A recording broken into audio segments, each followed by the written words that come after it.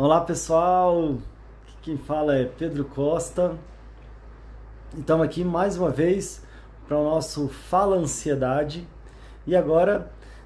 testando aqui direto da minha fanpage do Facebook. A gente estava fazendo lá no YouTube e também para quem estiver ouvindo aí no podcast, de repente no Deezer ou no Spotify, no Fala Ansiedade. E hoje, o nosso episódio de hoje, na verdade, é falando sobre o sentimento de culpa, Como é que o sentimento de culpa muitas vezes acaba nos aprisionando, às vezes nos acompanha desde lá da infância, como é que a gente pode, o que a gente pode fazer para estar lidando com esse sentimento, com essa emoção que às vezes ela tanto nos paralisa e nos dificulta que a gente tenha um maior bem-estar, uma maior qualidade de vida. E eu quis testar, fazer a live aqui também pelo Facebook. Então, se você estiver me ouvindo por aí, se quiser falar da onde, se você estiver me ouvindo bem, falar da onde, deixar o seu nome, da onde você está falando, e aí a gente já entra aqui no tema. Eu estou aqui na Clínica Diálogo, onde eu atendo, A ideia do Fala Ansiedade é justamente isso, eu parar aqui um tempinho nos meus atendimentos para a gente bater um papo, falar um pouco sobre a ansiedade, às vezes sobre os diferentes temas, às vezes compartilhar um pouco da experiência como psicólogo aqui atendendo consultório, trabalhando com grupos e de um tempo para cá focando muito nessas questões relacionadas à ansiedade, como é que a gente pode buscar ter uma qualidade de vida maior e como é que a gente pode administrar essa emoção, esse sentimento que serve muito para nos proteger, nos preservar, mas às vezes acaba nos gerando grandes contratempos também, Bom, gente, o que eu queria falar sobre essa questão da culpa, Por que de repente às vezes ela nos acompanha desde muito tempo, desde muito cedo na nossa infância? Uma coisa que acontece é que naturalmente as crianças,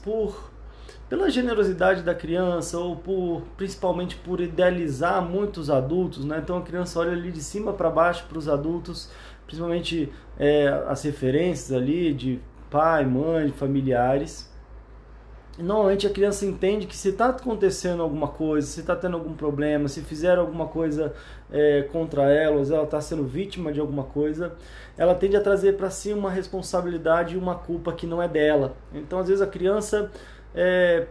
de repente sofreu um abandono e às vezes ela traz para ela uma culpa desse abandono, como se ela tivesse merecido ter sido abandonada, como se ela não fosse uma criança que merecesse ter sido amada, ter sido acolhida, e ela vai trazendo isso como uma responsabilidade dela,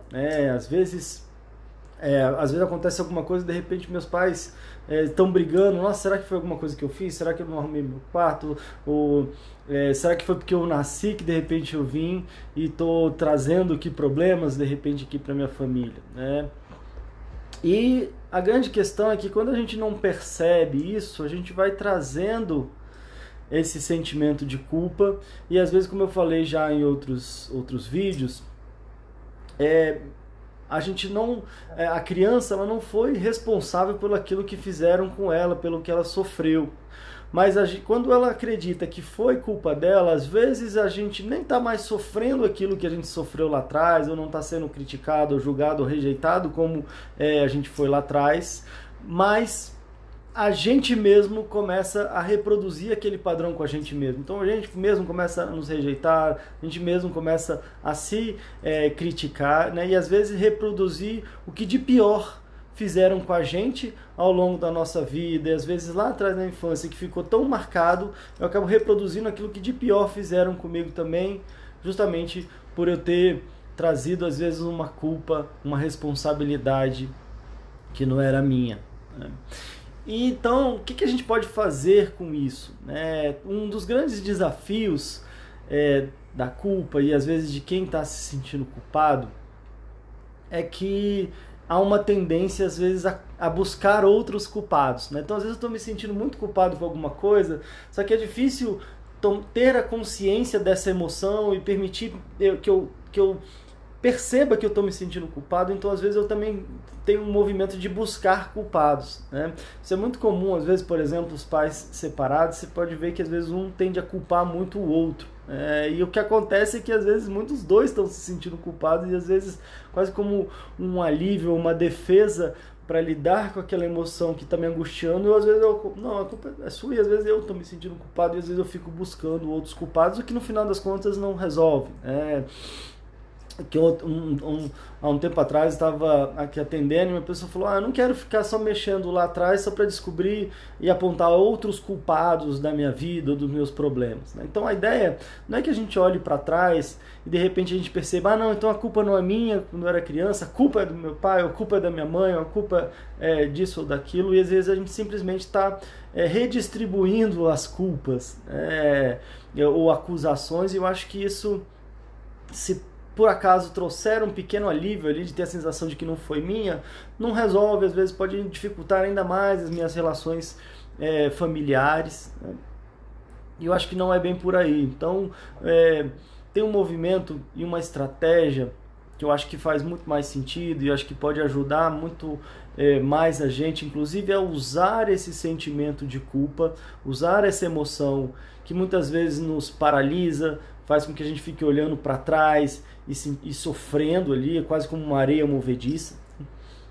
E a ideia que eu proponho é como se a gente fosse fazer uma reciclagem, né? Então, como assim uma reciclagem, né? Vamos imaginar, por exemplo, que a gente fosse reciclar um lixo, né? Então, como é que é o lixo orgânico? O lixo orgânico, às vezes, é aquele resto de comida, é aquela coisa orgânica ali que se a gente deixa dentro de um saco de lixo, ou a gente joga em algum lugar, aquele lixo orgânico tende a ir fermentando e vai azedando, vai produzindo um cheiro muito ruim e vai atraindo bicho, e enfim, aquele lixo ali vai causando com certeza muito, muito problema. Agora, se a gente pega esse mesmo lixo e combina ali de repente com carbono, com papel, um lixo orgânico ali com carbono, né? De repente você coloca na terra, ou com minhocas ali, ou alguma coisa assim, ou mesmo na terra, acontece então um outro processo onde aquele mesmo lixo que num contexto ele acaba apodrecendo e trazendo bichos e complicações, eu posso transformar aquele lixo de repente num adubo que pode ser muito rico e pode ser um alimento muito rico para eu colocar no jardim, para eu colocar ali nas plantas, e se por um lado aquilo apodrece e adoece, por outro lado aquilo me enriquece, de repente torna mais rico o meu alimento, o mesmo lixo, só dependendo de como é que eu processei, digamos assim, ele, né? Então a ideia da culpa e como é que a gente pode reciclar a culpa é a mesma forma, como é que a gente faz uma reciclagem emocional, né? E a ideia dessa reciclagem emocional é para que a gente transforme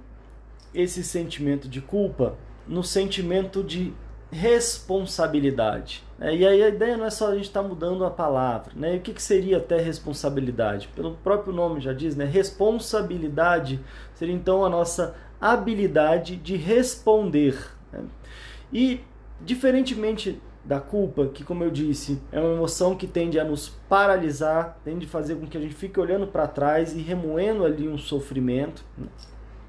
O sentimento de responsabilidade, o movimento de responsabilidade é o oposto. Ele tende a fazer com que a gente olhe para frente e ele normalmente nos mobiliza ao invés de paralisar com uma culpa. E talvez uma frase que pode ser muito interessante é: diante disso tudo que aconteceu, o que é possível se fazer agora? E quando a gente assume responsabilidades, a gente tende a parar de se culpar e parar de culpar as outras pessoas, e num movimento mesmo desse de estar reciclando essa emoção destrutiva em algo que pode sim ser muito construtivo. Então vamos pensar de repente lá atrás, né? Então a minha criança que às vezes traz uma culpa de coisas que aconteceram com ela e que de repente ela não teve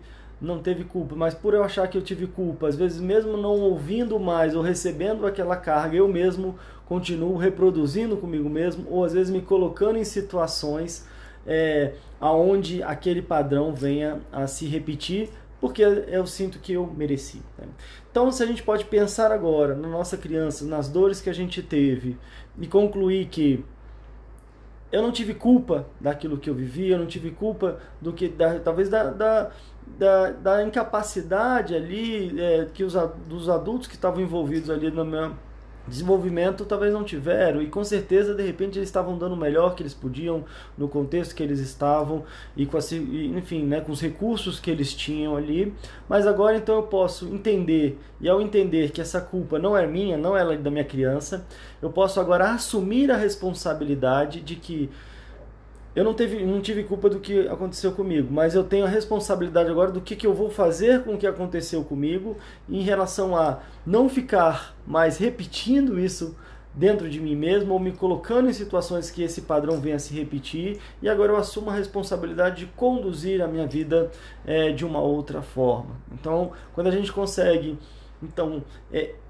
transformar esse sentimento às vezes doloroso e que nos paralisa e que nos atola, igual Maria movediça, que parece que quanto mais eu mexo, mais eu vou afundando, no movimento que me potencializa, que me traz uma força, que me traz uma capacidade de agir, onde eu vou de fato assumindo um protagonismo, um papel principal ali na história da minha vida, que é a minha habilidade de responder, né? E não ficar só reagindo ao que acontece, e aí o poder está no outro, né? Mas realmente sendo um protagonista de responder como eu achar que for mais conveniente a cada desafio que for aparecendo, e principalmente em relação às minhas decisões, às minhas escolhas, e estar empoderado o suficiente para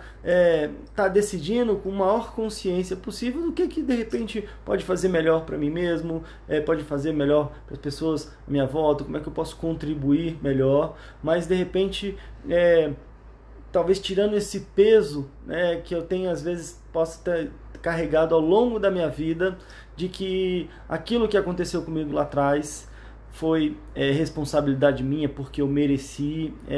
e às vezes acreditando nisso até hoje, né? Então, quando a gente atualiza essa informação, quando a gente percebe esses movimentos, a gente tanto se liberta, no sentido de a gente estar aprisionado ali a algo que